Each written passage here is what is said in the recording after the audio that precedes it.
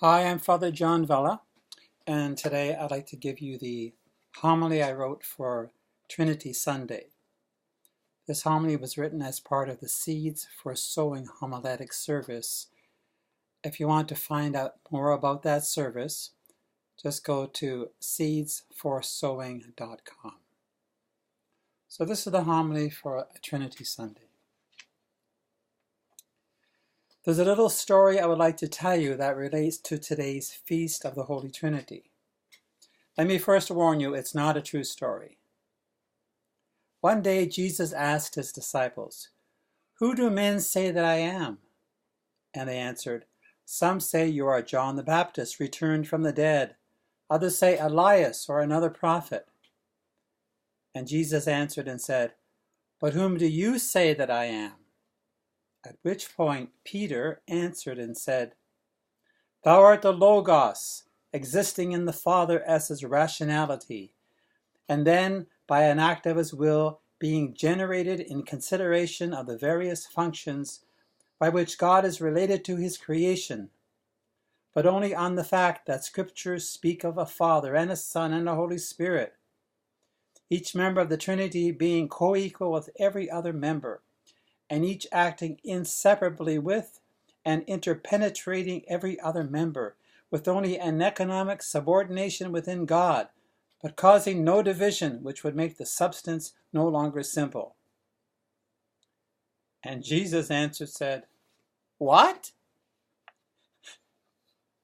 For most of us, a formal study of the mystery of the Trinity wouldn't do much good.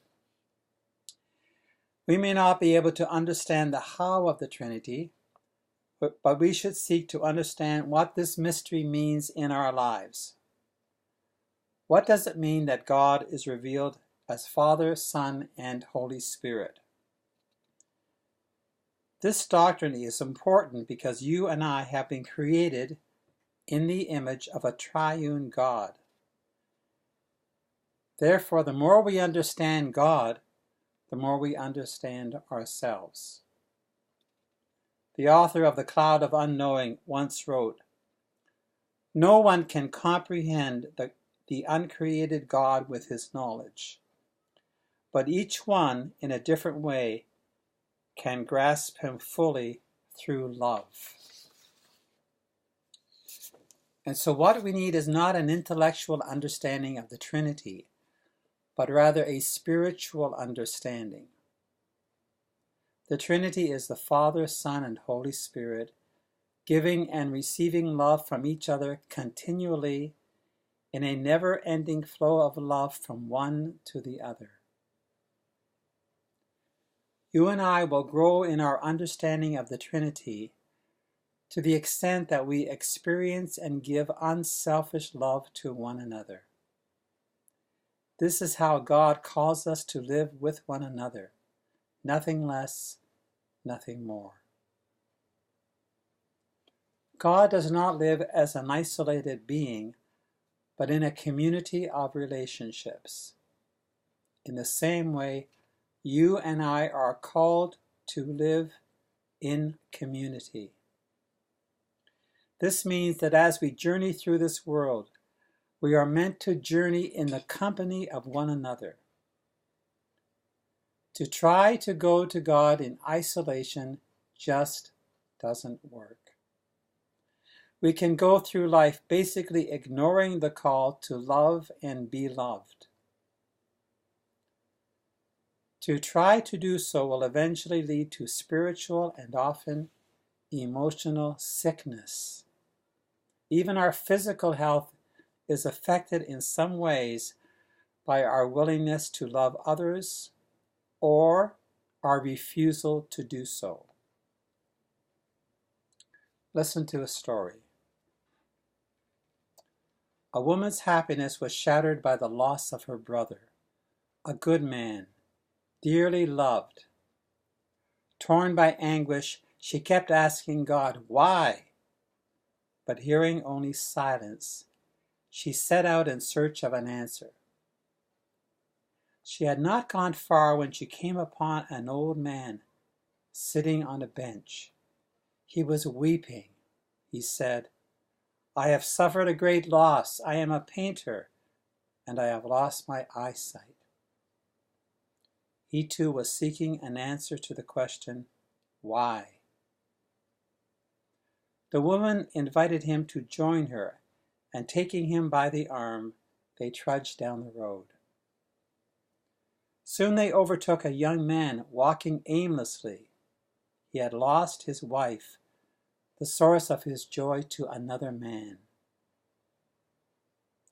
He joined in the search of an answer to the why. Shortly, they came upon a young woman weeping on her front doorstep.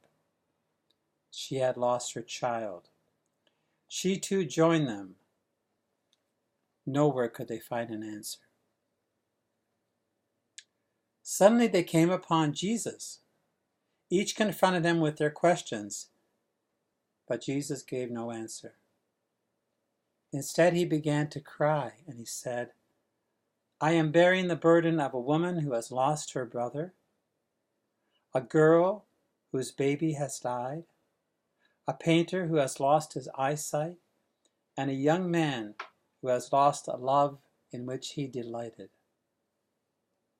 As he spoke, the four moved closer, and they embraced each other, and they grasped Jesus' hands.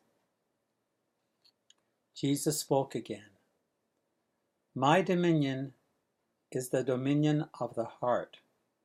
I cannot prevent pain. I can only heal it. How? Asked the woman. By sharing it, Jesus said. And then he was gone. And the four, they were left standing, holding each other.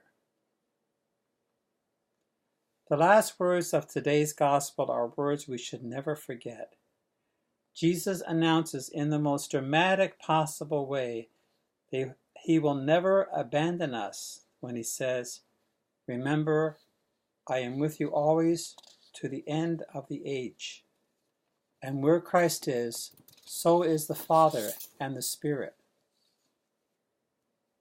Our journey to God is a journey made in the company of one another and supported by the presence of our loving God.